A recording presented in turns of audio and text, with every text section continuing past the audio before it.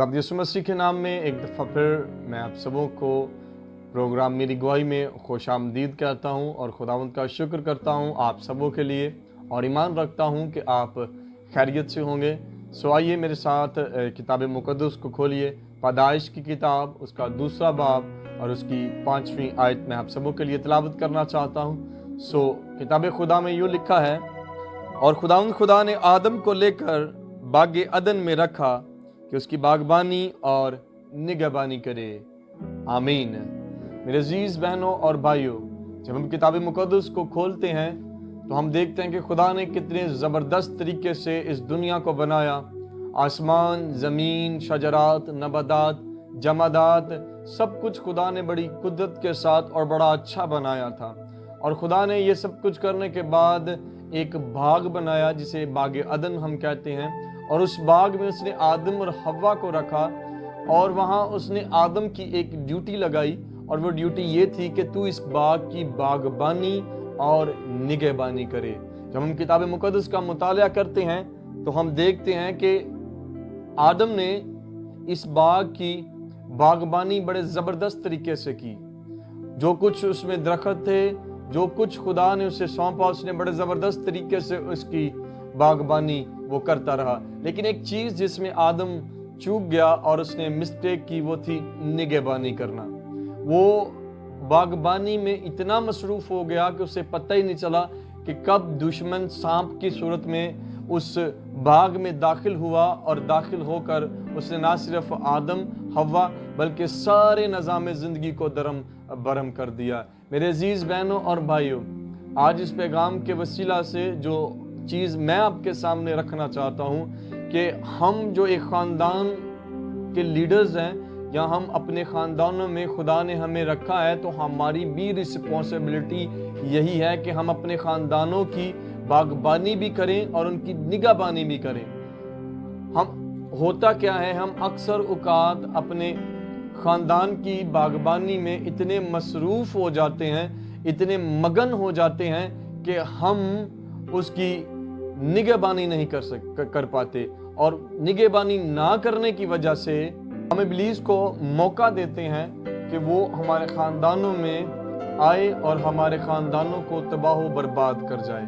मेरे अजीज़ बहनों और भाइयों, हम देखते हैं कि जब भी अगर हम फ़ौज के इदारे को देखें तो वहाँ हम बड़े बड़े बुर्ज देखेंगे, और एक सिपाही को कंटिन्यू वहाँ रखा जाता है कि वो निगहबानी करे और दूर ही से दुश्मन को आते देख ले। मेरे अजीज़ बहनों और भाइयों, आदम बाग के दरख्त की रखवाली करने में इतना मसरूफ़ था कि उसे पता ही नहीं चला कि इब्लीस कब अदन में आया और हव्वा से उसने गुनाह करवाया। और फिर लिखा है एक आदमी के सबब से गुनाह दुनिया में आया और गुनाह के सबब से मौत दुनिया पर आई। मेरे अजीज़ बहनों और भाइयों, बाइबल मुक़द्दस में मैं एक आयत आपके सामने और रखना चाहता हूँ।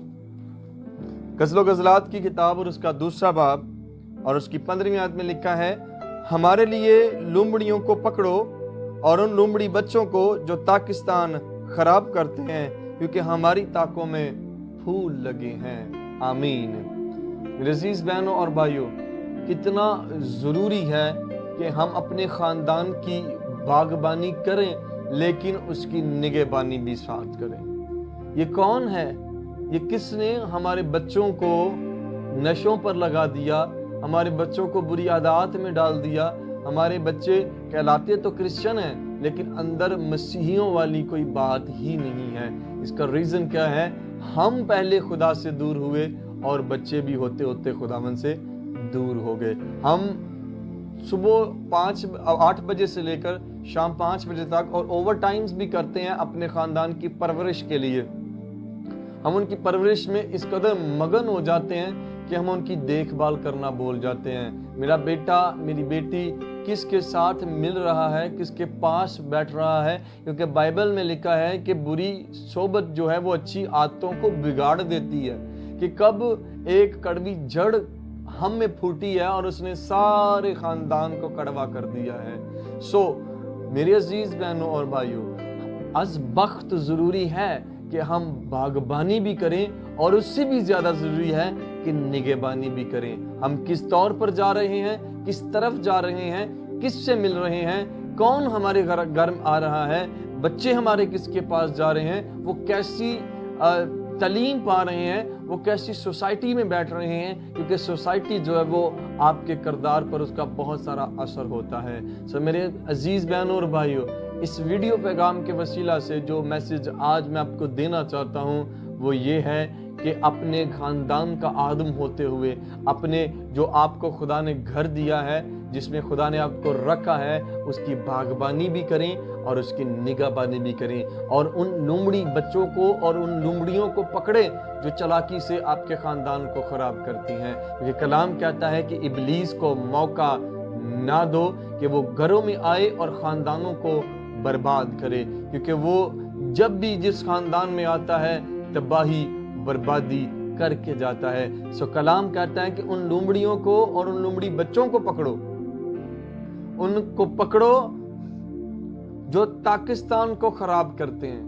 आप कितनी मेहनत से स्ट्रगल करते हैं और अपने घर को सींचते हैं, बनाते हैं, अपने खून पसीने की कमाई से बच्चों की परवरिश करते हैं और उनको पढ़ाते हैं और अपना घर का सारा निज़ाम चलाते हैं, लेकिन जब इब्लीस आता है आपकी बनाई हुई जन्नत को, आपके बनाए हुए बाग को वो एकदम से बर्बाद करके चला जाता है।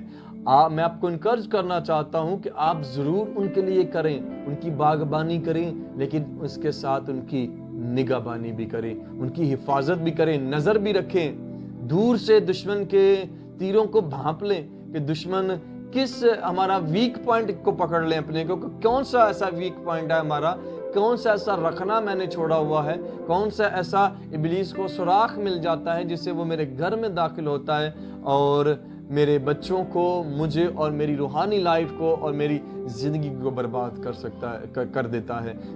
मेरे अजीज़ बहनों हम और भाइयों, हमें इनको पकड़ना है क्योंकि हमारी ताकों में फूल लगे हैं। ऐसा ना हो ये फूल जो हैं इनको वो कोई आए और बिखेर कर रख जाए। फूल तब ही खूबसूरत लगता है जब वो इकट्ठा और खिला हुआ आता है, जब उसे बिखेर दिया जाए तो फूल फूल नहीं बल्कि पत्तियां बन जाती हैं। इससे बेशर के ख़ानदान पत्तियों में तकसीम हो जाएं। आओ इस फूल की हिफाजत करें, आओ इसकी बागबानी करें, आए इसकी निगहबानी करें ताकि हमारे ख़ानदान बढ़ें भी और महफूज भी रहें। खुदावंद इस पैगाम के वसीला से आप सबों को कसरत के साथ बरकत दे। God bless you.